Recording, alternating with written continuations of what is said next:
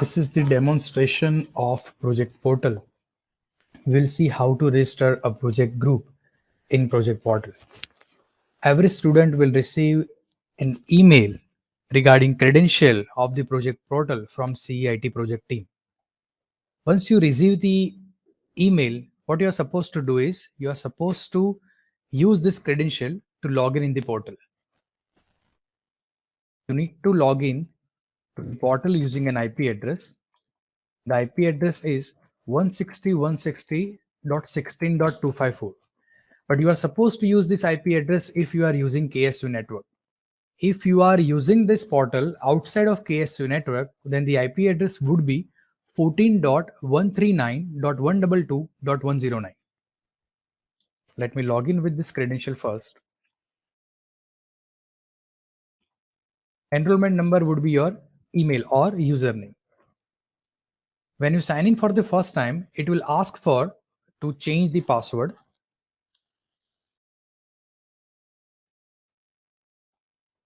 Once you change the password, it will again ask you to log in with the updated password.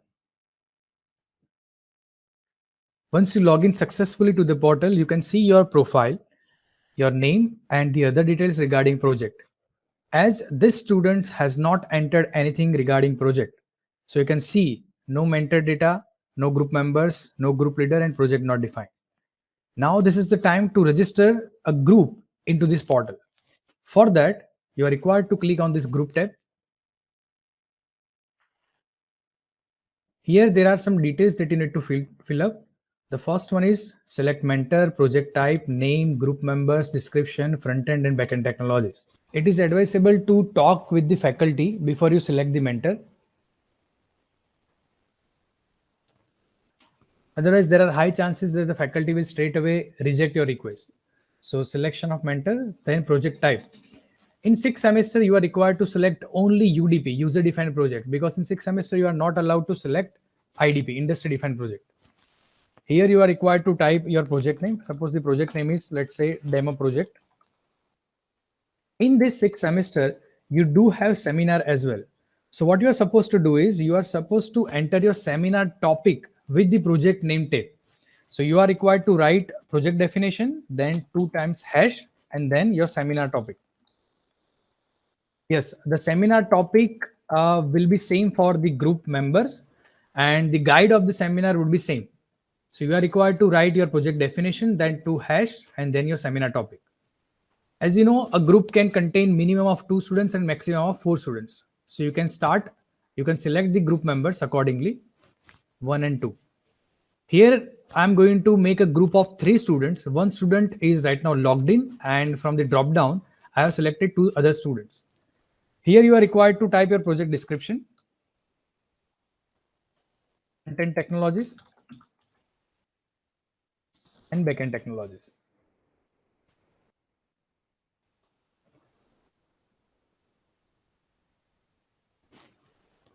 Successfully created the project, and now you can see all the details which you have just entered. Demo project, / seminar topic. This is user defined project, your project description, technologies, mentor name, and the group details. Here you can see the warning, which is successfully created group, but you have to wait for the approval of your faculty, your mentor. Now, suppose this is the group leader. The group leader is the one who has created the group, who has sent the request to the group, which is test student. Now, let's try to log in with the another group member from the credential of another group member. As I said, every student will receive an email. So now we are trying to log in with this user.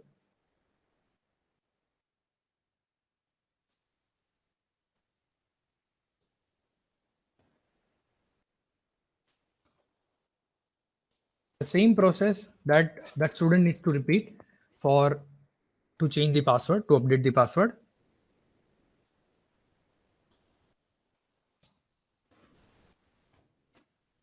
Now this is the dashboard for the other students, enrollment number 003. But this student can see all the details already in the dashboard, just because this student is a part of another group for which another student has already requested. So that student, particular Vishal Barot, can see that the group leader enrollment number is 3, and the mentor name is Vishal Barot, and this is the project title. When user clicks on the group, student can see all other details: mentor name, project title, project description, technologies, group details. This user cannot register another request just because this user is a part of another group. So from one group, only one request can be sent to the faculty. This is how you are supposed to register a group. This is the first process. After that, what you are supposed to do is you are supposed to wait for the faculty approval. If faculty rejects your request, at that time, you will receive an email. All the group members will receive an email for the same.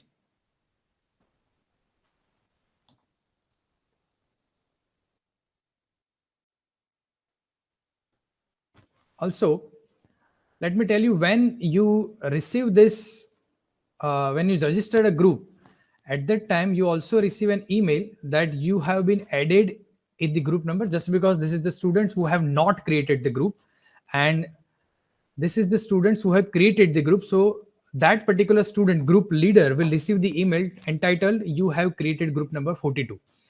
One important point is this group number is temporary number. Project team will allocate a unique group number to every group once the registration process is completed. So this is the temporary group number, and you will receive all the details. Now suppose faculty has rejected the request, you also receive the email regarding the same, that your request has been rejected.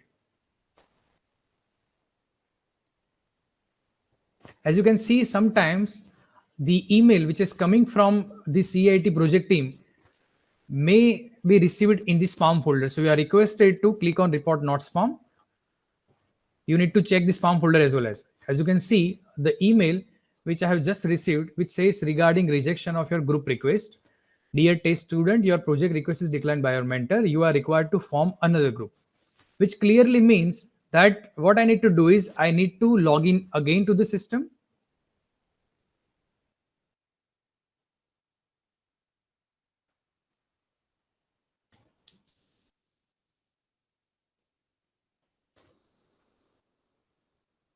Sorry, I have updated the password, and the password is in the dashboard. I can see that the reason of rejection is explained project. This is the description provided by the mentor. Now what you are supposed to do is you are supposed to click on the group again. And when you click on the group, now you will be able to see the form where you need to fill the data again. You need to repeat the process. Select your mentor, select the project type, project name, seminar topic, group numbers, and description.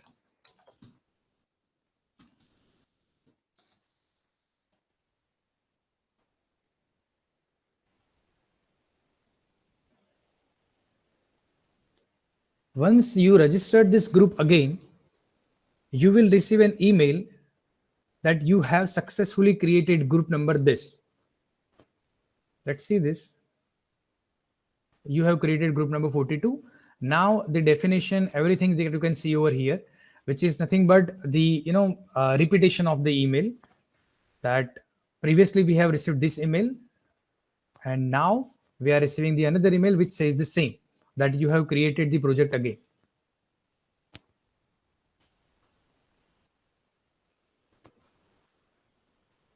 Now when faculty accept the request,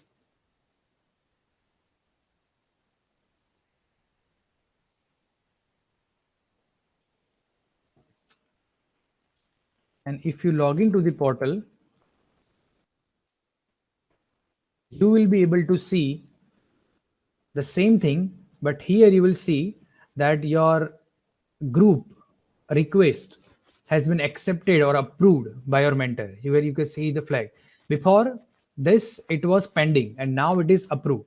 So what you are supposed to do is you are supposed to now start working on your project. So let me repeat the entire process. The process is you are required to log in with the credential.